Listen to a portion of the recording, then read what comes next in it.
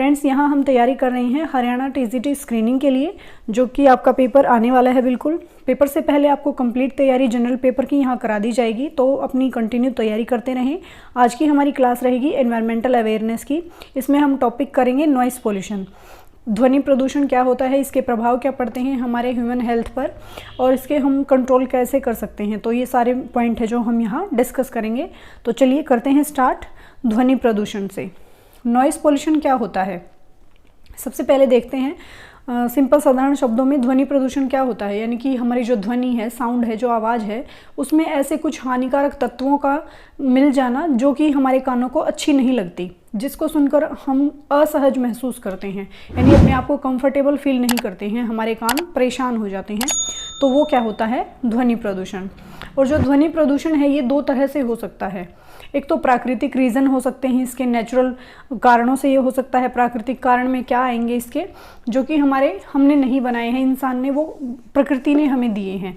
उनमें क्या हो सकता है, जैसे बिजली का चमकना है। बिजली चमकती है तो बहुत तेज़ आवाज़ होती है, जो कि हमारे कानों को नुकसान पहुंचाती है, हमें बहरा भी कर सकती है। और इसी के साथ साथ हमारे और क्या हो सकते हैं, बहुत तेज़ आंधी तूफान आना, ज्वालामुखी विस्फोट होना। तो ये सारे जो हैं प्राकृतिक कारण आ जाते हैं। किसी बड़ी इमारतों का टूट जाना, तो इस तरह के जो कारण हैं वो आते हैं प्राकृतिक कारणों में।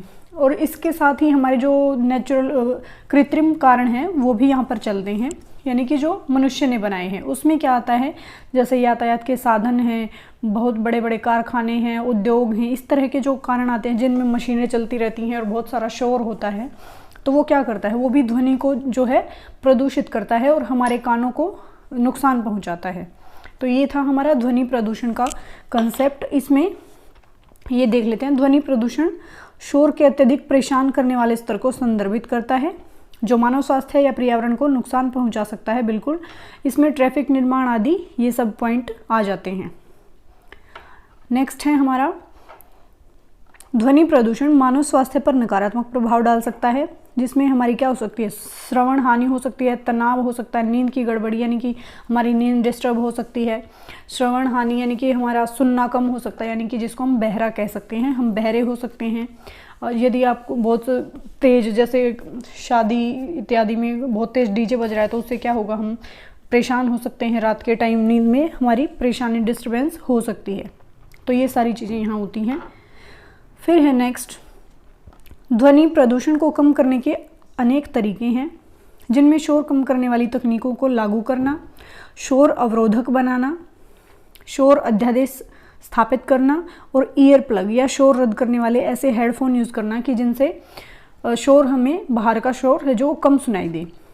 तो इस तरह के ये हो जाते हैं इसमें। फिर आते हैं इसके सोर्सेज, यानी कि ध्वनि प्रदूषण किन चीज़ों से फैलता है, वो सारी चीज़ें यहाँ पर होंगी। ध्वनि प्रदूषण के स्रोत, तो ये क्या होते हैं, ध्वनि प्रदूषण विभिन्न स्रोतों से आ सकता है। जैसे सबसे पहले इसमें आता है ट्रैफिक, यानी कि जो यातायात के साधन हैं वो सब। यातायात, सड़कों पर कार, ट्रक, जो जितने भी हमारे वाहन चलते हैं वो क्या होते हैं, ध्वनि प्रदूषण का सबसे मुख्य रीज़न होते हैं, मुख्य कारण होते हैं वो। इसी के साथ नेक्स्ट आता है, ये इतना कोई ज़्यादा समझाने वाली चीज़ नहीं है, तो इसको आप इजीली आराम से समझ सकते हैं। नेक्स्ट पॉइंट आता है इसमें हवाई अड्डे, जो एयरपोर्ट्स हैं हमारे, वो सब भी, क्योंकि विमान जब एकदम से हवाई जहाज चलता है, उड़ान भरता है, तो उस टाइम, और जब वो उतरता है तो बहुत सारा शोर होता है, जो कि वातावरण को प्रदूषित करता है और ध्वनि को भी प्रदूषित करता है। और जो वहाँ पर आसपास रहने वाले हैं वो सभी उस शोर से क्या हो जाते हैं, परेशान हो जाते हैं। तो भी ये एक उसका मुख्य कारण है। नेक्स्ट पॉइंट आता है इसमें इंडस्ट्रियल जो एक्टिविटीज़ होती हैं, जहाँ पर बहुत बड़ी बड़ी औद्योगिक एरियाज़ होते हैं, जो वहाँ पर क्या होता है, बहुत बड़ी मशीनें ऐसे चलती रहती हैं जिनका कंटिन्यू जो है शोर होता रहता है। तो वो क्या होता है, उससे भी जो हमारा ध्वनि है वो प्रदूषित होती है और हमारे कानों को नुकसान पहुँचाती है। फिर इसी में नेक्स्ट पॉइंट आता है सार्वजनिक कार्यक्रम होते हैं, जो जैसे सार्वजनिक कार्यक्रम में क्या आता है, जैसे किसी तरह का संगीत कार्यक्रम हो गया, कोई किसी खेल का आयोजन हो गया, बहुत सारी बड़ी बड़ी सभाएं हो गई। तो इस तरह के जो चीज़ें हैं वो इसमें आती हैं, जो पब्लिक इवेंट्स होते हैं इनमें, सार्वजनिक कार्यक्रम में ये आ जाता है। नेक्स्ट पॉइंट आता है हमारा जो घरेलू उपकरण होते हैं। घरेलू उपकरण जो कि बहुत सारा शोर करते हैं, उनमें क्या आ सकता है, जो हाउस होल्ड एप्लियंस होते हैं उनमें आते हैं हमारे, जैसे वैक्यूम क्लीनर है, वॉशिंग मशीन है, डिश वॉशर है, या घर में और भी आप ऐसी चीज़ें यूज़ करते हैं जिनसे बहुत सारा शोर निकलता है, तो वो चीज़ें क्या होती हैं, ध्वनि को प्रदूषित करती हैं और हमारे लिए हार्मफुल होती हैं। इसमें फिर नेक्स्ट आ जाता है कि जो हमारा नेबरहुड है, जितने भी हमारा पड़ोस है, जो भी वहाँ पर कोई आप अपने शादी है किसी के घर में पड़ोस में, या कोई और फंक्शन है, या गली में आवारा कुत्ते हैं जो बहुत ज़्यादा भौंकते हैं, तो इस तरह की कोई भी एक्टिविटीज़ जो कि हमारे कानों को परेशान करती हैं, तो वो सारी चीज़ें किस में आ जाती हैं, नेबरहुड में जो होती हैं। नेबरहुड का जो शोर है, पड़ोस में जो भी शोर होता है, वो भी हमारे कानों के लिए सही नहीं होता है। फिर इसमें नेक्स्ट आ जाता है हमारा इंफ्रास्ट्रक्चर, अवसंरचना आप जिसको कहेंगे। इसमें क्या होता है, जो बिजली उत्पादन है, एयर कंडीशनिंग, पानी की आपूर्ति जैसे विभिन्न उद्देश्य के लिए जिसको हम यूज़ करते हैं, पंप हैं, कूलिंग टावर इत्यादि, जो भी ऐसी तरह की जो मशीनें हैं जो बहुत सारा शोर करती हैं, वो भी ध्वनि प्रदूषण का कारण बनती हैं। इसके बाद है ये पॉइंट है, ध्वनि प्रदूषण को कम करने के लिए हमें व्यक्तिगत और सामूहिक प्रयासों से जितना भी हम कर सके उतना करना चाहिए, यानी कि हम अपने हिसाब से, यानी अपने अकॉर्डिंग जितना हम कर सकते हैं, और कोई ग्रुप बनाकर जैसे हम सब मिलकर कुछ ऐसी एक्टिविटी, कुछ ऐसा करें जिससे कि हम इसमें सहयोग दे सकें। अब इसमें नेक्स्ट आता है हमारा यूनिट, यानी कि जो नॉइस है उसकी यूनिट क्या होती है, हम उसको कैसे मापते हैं कि कितना शोर है। तो ये है इसका पॉइंट, शोर की इकाई यानी कि यूनिट ऑफ नॉइस, ये हमारी डेसिबल में मापी जाती है। आपसे क्वेश्चन हो सकता है पेपर में कि जो शोर है हम उसको किस यूनिट में मापते हैं, तो डेसिबल में मापते हैं। इसमें क्या होता है, डेसिबल स्केल एक लघुगणकीय पैमाना है जो ध्वनि के स्तर की तुलना करता है। शोर को मापने के लिए हम आमतौर पर मानव श्रेणी की दहलीज हैं जो लगभग 0 डेसिबल है, और इसमें होता है कि जो 85 डेसिबल से ऊपर का शोर है जो वो हमारे सुनने के लिए हानिकारक हो सकता है। यानी कि आपसे कोई पूछे कि जो शोर है उसको हम कितना अच्छा मान सकते हैं, कितने तक हम सुन सकते हैं, कितने डेसिबल उसकी मात्रा होनी चाहिए, तो वो होती है 85 डेसिबल से ऊपर यदि है शोर तो हमारे कानों को वो परेशान कर सकता है, हमारे लिए हार्मफुल हो सकता है। तो ये है इसका पॉइंट। और लंबे समय तक यदि हम 85 डेसिबल से ज़्यादा अगर सुनते हैं ध्वनि को, तो वो हमें हानि पहुंचा सकती है। अब इसमें ये आ जाता है कि शोर के कुछ जो हैं सामान्य स्रोत होते हैं, उनमें डेसिबल स्तरों में क्या क्या चीज़ें आती हैं, यानी कि किस चीज़ का शोर कितने डेसिबल तक होना चाहिए जिसको कि आप सुन सकते हैं और उसको सुनकर आप परेशान नहीं होंगे।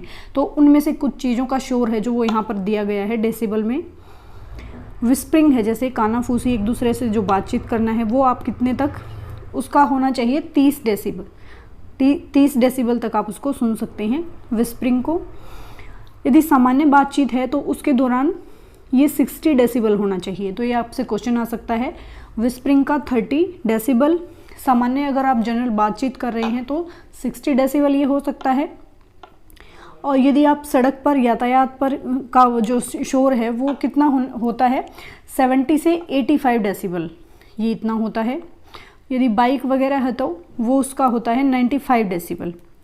चेनसॉ होता है, चेनसॉ है तो 110 डेसिबल तक उसका शोर हो सकता है। चेनसॉ क्या होता है, चेनसॉ एक उपकरण होता है जो बैटरी से चलता है, और ये मुख्य रूप से जो हमारे लकड़ी हैं उनको काटने के काम आता है। चेनसॉ लकड़ियों को काटने के काम आता है, और जो टहनियाँ होती हैं जो ख़राब हो जाती हैं, इस तरह की जो हार्ड ब्रांचेज होती हैं उनको काटने के ये काम आता है। चेनसॉ एक बैटरी संचालित उपकरण होता है। अब इसी में हमारा नेक्स्ट है जेट इंजन है। जेट इंजन है जो वो कितना 140 डेसिबल तक उसका होता है। विस्तारित अवधि के लिए उच्च स्तर के शोर के संपर्क में आने पर हमारा ईयर प्लग है, जो ईयर मफ है, वो पहनकर अपनी सुनवाई की रक्षा करना हमें चाहिए। यानी कि यदि बहुत ज़्यादा शोर है तो उस टाइम हमें ईयर प्लग, ईयर मफ इत्यादि अपने कानों में लगाने चाहिए।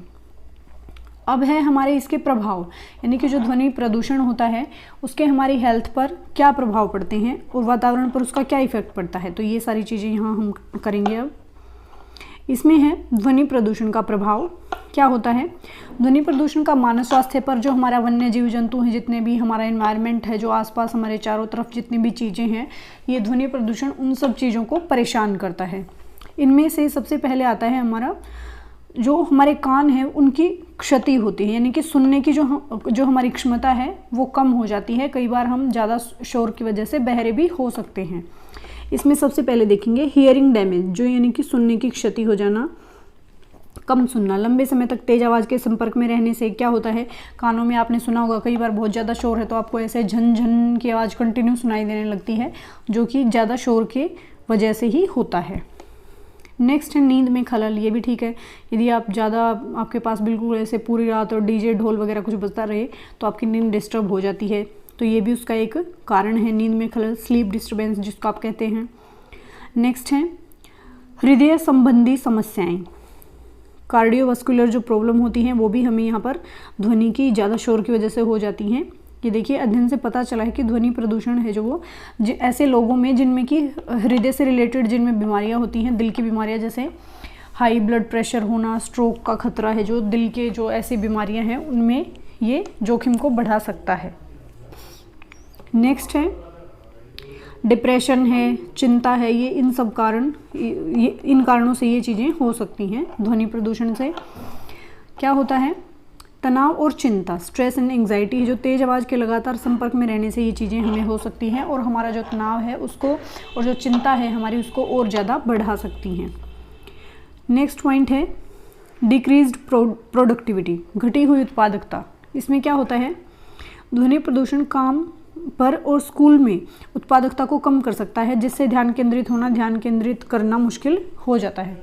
ये कैसे होता है, इसको हम एक सिंपल से एग्जांपल से समझते हैं। जैसे कि स्कूल है, स्कूल में पढ़ रहे हैं हम सब बच्चे और अचानक से कुछ ऐसा शोर हो जाए, डीजे बजने लग जाए या कुछ भी इस तरह का अचानक से हो जाए, तो क्या होता है कि पढ़ाई में जो है डिस्टर्बेंस हो जाता है और हमारा ध्यान लगने में परेशानी होती है, क्योंकि वो बाहर की जो आवाज़ है वो ही हमें बार बार सुनाई देती रहती है। इसमें ये हो जाता है। नेक्स्ट है फिर हमारा पर्यावरणीय प्रभाव, इन्वायरमेंटल पर इसका इफेक्ट है जो वो कैसे होता है। इसमें आता है ध्वनि प्रदूषण वन्य जीवों के प्राकृतिक आवासों को बाधित कर सकता है, उनके संचार और जो प्रजनन की जो क्षमता है उनमें भी ये हस्तक्षेप कर सकता है। फिर इसमें नेक्स्ट आता है ध्वनि प्रदूषण के प्रभावों को कम करने के लिए क्या होना चाहिए, यानी कि जो शोर को आवाज़ को जो कम कर सकें ऐसी चीज़ों का यूज़ करना चाहिए। इमारतों की जो ध्वनि रोधी है ऐसी इमारतें बनानी चाहिए और औद्योगिक और आवासीय क्षेत्रों में ध्वनि के स्तर को नियंत्रित और तेज़ आवाज़ वाले उपकरणों के उपयोग को कम करना चाहिए, यानी कि ऐसे जो उपकरण हैं, औजार हैं, वो कम यूज़ किए जाएं जिनसे बहुत ज़्यादा आवाज़ होती है। अब नेक्स्ट आता है इसमें स्वीकार्य शोर स्तर, एक्सेप्टेबल नॉइस लेवल, कितना हो सकता है जिसको हम स्वीकार कर सकते हैं, ये चीज़ें यहाँ पर हम देखेंगे।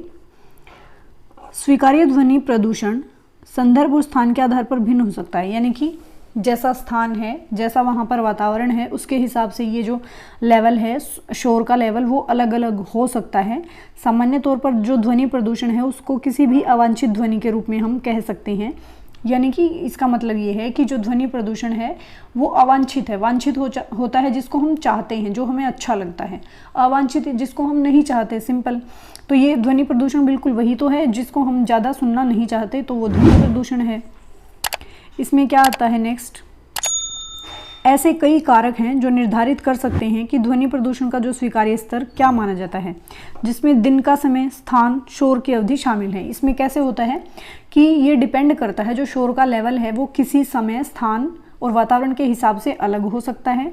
दिन का समय है जो शोर का लेवल है वो कुछ और होता है किसी स्थान के हिसाब से, यानी कि शोर की अवधि कितनी है, कितनी देर तक वो चला है, कंटिन्यूटी उसकी कितनी है, तो ये सारी चीज़ें होती हैं जो अलग अलग होती हैं। तो इनमें जो शोर का लेवल है वो भी अलग अलग होता है। जैसे उदाहरण के लिए एक व्यावसायिक क्षेत्र में दिन के दौरान जो स्वीकार्य ध्वनि स्तर है वो आवासीय क्षेत्र में रात में स्वीकार्य नहीं हो सकता। इन्होंने कहा है एक एग्जाम्पल से, यानी कि कोई ऐसा बिजनेस एरिया है जहाँ पर आपका व्यवसाय चल रहा है, उसमें जो शोर होता है दिन के समय, व्यावसायिक क्षेत्र में जो दिन के समय शोर होता है वो शोर यदि आपका जो रहने का स्थान है वहाँ पर जहाँ आप रहते हैं वो रात में वहाँ पर स्वीकार्य नहीं हो सकता, यानी कि इतना शोर आपको रात में सुनने को मिले जितना कि एक व्यावसायिक क्षेत्र में दिन में होता है, तो क्या आप उसको सुनकर आराम से सो सकते हैं? नहीं ना। तो यही है इसका उदाहरण कि व्यावसायिक क्षेत्र में जो शोर होता है और जो घर में होता है वो अलग होता है। दिन का व्यवसाय वाला रात के सोने वाले क्षेत्र को बहुत प्रभाव डालता है उस पर। इसमें फिर नेक्स्ट आता है सामान्य तौर पर विश्व स्वास्थ्य संगठन की सिफारिश है कि आवासीय क्षेत्रों में शोर का जो स्तर है वो दिन के दौरान औसतन 55 डेसिबल तक और रात में 45 डेसिबल से अधिक नहीं होना चाहिए, यानी कि एक स्तर बता दिया है। जहां हम रहते हैं वहां का कितना होना चाहिए, दिन के समय ज़्यादा से ज़्यादा औसतन 55 डेसिबल से ज़्यादा ना हो और रात में 45 डेसिबल से ज़्यादा ना हो, यानी 45 तक ही हो जिससे हम आराम से सो सकें। हालांकि यह देश और स्थानीय नियमों के आधार पर भिन्न हो सकता है। बिल्कुल सही बात है जो अभी ऊपर आई थी कि जो शोर का लेवल हो स्थान, समय, पर्यावरण इत्यादि के हिसाब से अलग अलग हो सकता है। अब इसमें नेक्स्ट पॉइंट है, अंत में या आखिरकार ध्वनि प्रदूषण का जो स्वीकार्य स्तर है वो क्या माना जाता है, व्यक्तिपरक है। यानी कि व्यक्तिपरक से मतलब है सभी जो इंसान हैं, आदमी हैं, हम सबकी जो सुनने की क्षमता है वो अलग अलग है। कोई मनुष्य ज़्यादा सुनने में परेशान कई बार नहीं होता है, किसी मनुष्य के कान ऐसे होते हैं जो कि थोड़ा सा ही ज़्यादा सुनने पर परेशान हो जाते हैं, अपने आप को डिस्टर्बेंस अपने आप में महसूस करते हैं। तो ये हमारा व्यक्तिगत भी नज़रिया हो सकता है कि कौन कितने शोर को सहन कर सकता है। इसमें हमारा फिर नेक्स्ट आता है ध्वनि प्रदूषण को कम करने के तरीके, यानी कि difference method of minimizing noise pollution, यानी कि ध्वनि प्रदूषण को हम कम कैसे कर सकते हैं, ऐसे क्या क्या तरीके हो सकते हैं। इनमें सबसे पहले होता है हमारा ध्वनि अवरोध, जो साउंड बैरियर्स हैं वो लगाए जाएं। दीवार, बाड़ या वनस्पति जैसे ध्वनि अवरोधों का निर्माण किसी विशेष क्षेत्र तक पहुंचने वाले और शोर की मात्रा कम करने में मदद कर सकता है। यानी कि कहीं से बहुत ज़्यादा शोर आ रहा है तो उसके उपाय बताए हैं आपको कि बहुत वहाँ पर बाड़ लगा दी जाए, कोई दीवार बना दी जाए बड़ी सी, जिसको कि क्रॉस करके जो सारी ध्वनि है हमारे तक पहुँच ना पाए। एक तो ये रीज़न हो गया, इसमें तरीका हो गया। नेक्स्ट आता है इसमें नॉइस कैंसलेशन टेक्निक होती हैं जो, इनमें क्या आता है, नॉइस कैंसलेशन तकनीक का उपयोग करना जिसमें ध्वनि तरंगें उत्पन्न करना शामिल है जो शोर के चरण में विपरीत होती हैं। यानी कि इसमें ऐसी ध्वनियाँ उत्पन्न कर दी जाती हैं कि जो बाहर से शोर आता है उसको वो रोक देती हैं, बैरियर का एक काम करती हैं इसमें। तो ऐसी तरंगें उत्पन्न की जाए जो कि बाहर से आने वाले शोर को हमारे तक ना पहुँचने दें। नेक्स्ट आता है शोर कम करने वाली सामग्री। इसमें क्या होता है, शोर कम करने वाली सामग्री जैसे ध्वनिक इंसुलेशन, डबल फलक खिड़कियाँ, इस तरह के जो या छत की टाइलें हैं इनका उपयोग किया जाए। इसमें होता है कि हम ऐसी सामग्री का यूज करें जो कि जिससे कि ध्वनि है वो कम हमारे तक पहुंच पाएँ। जैसे खिड़कियां हैं वो डबल करके हमें खिड़कियां लगा ली जाएं ताकि ध्वनि अंदर कम आ पाए, और छत में है जो टाइलों का यूज़ किया जाए जैसे कि ध्वनि प्रदूषण कम हो सके।